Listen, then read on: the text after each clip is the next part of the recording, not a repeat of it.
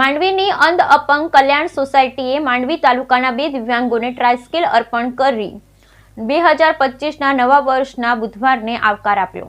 માંડવીમાં છેલ્લા 32 વર્ષથી દિવ્યાંગો માટે કાર્યરત સંસ્થા અંધ અપંગ માનવ કલ્યાણ સોસાયટી દ્વારા માંડવી તાલુકાના જામથડા ગામના 75% વિકલાંગતા ધરાવતા છાભૈયા નિલેશભાઈ કરશન અને માંડવીના 60% દિવ્યાંગતા ધરાવતા મારવાડી રામીબેન મદનભાઈને ટ્રાયસ્કિલ અર્પણ કરી 2025ના નવા વર્ષને આવકાર આપી પ્રેરણાદાયી કાર્ય કરેલ છે।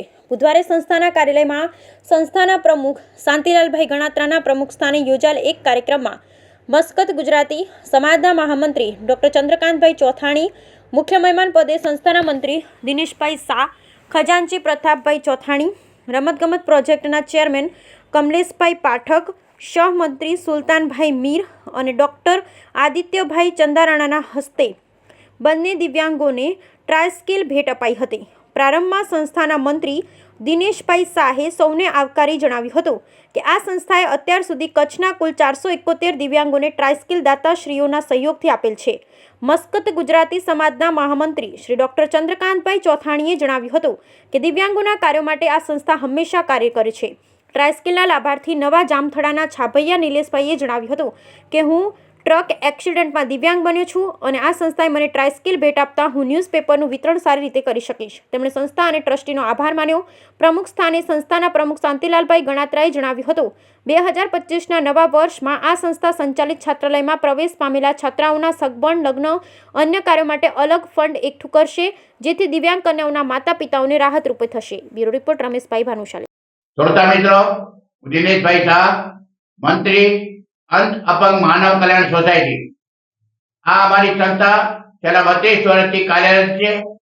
આજે 2025નું નવું વર્ષ શરૂ થઈ રહ્યું છે ત્યારે અમારા પ્રમુખ શાંતિભાઈ અને અમે સમગ્ર કારોબારી વિચાર્યું કે નવા વર્ષને સેવાકીય કાર્ય કરી અને આપણે આવકાર આપવો જોઈએ અને સમગ્ર ટ્રસ્ટી મંડળે નક્કી કર્યા મુજબ આજે 2 દિવ્યાંગોને અમે ટ્રાયસ્કિલ આપી રહ્યા છીએ। એક ભાઈ જે દિવ્યાંગ છે એમને ટ્રાયસ્કિલ આપી છે। આપણે ભાઈના મોઢે સાંભળીએ કે આ ટ્રાયસ્કિલ થી એમને કઈ રીતે ઉપયોગી થઈ શકશે, તો હું આ લાભાર્થી ભાઈને વિનંતી કરું છું કે એના વિશે વાત કરશે। સાહેબ, હું નિલેશ કરશન છાભૈયા, ગામ નવા જામથડા વતની।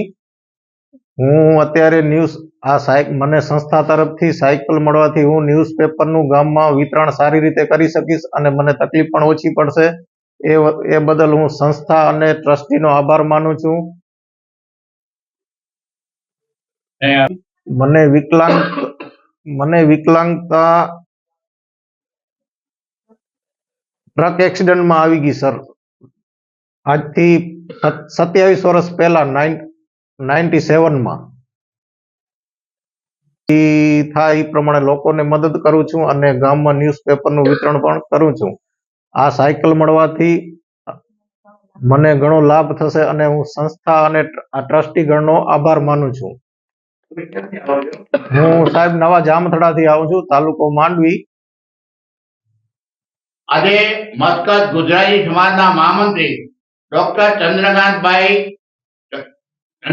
ચોથાણી અત્રે ઉપસ્થિત છે ત્યારે ચંદ્રકાંતભાઈનો આપણે એનો રિવ્યુ લઈએ। ભાઈ શ્રી ચંદ્રકાંતભાઈ। પ્રસાદ તમને મળી છે અને તમે જે કહ્યું એ પ્રમાણે અમને પણ એક સંતોષ ને આનંદ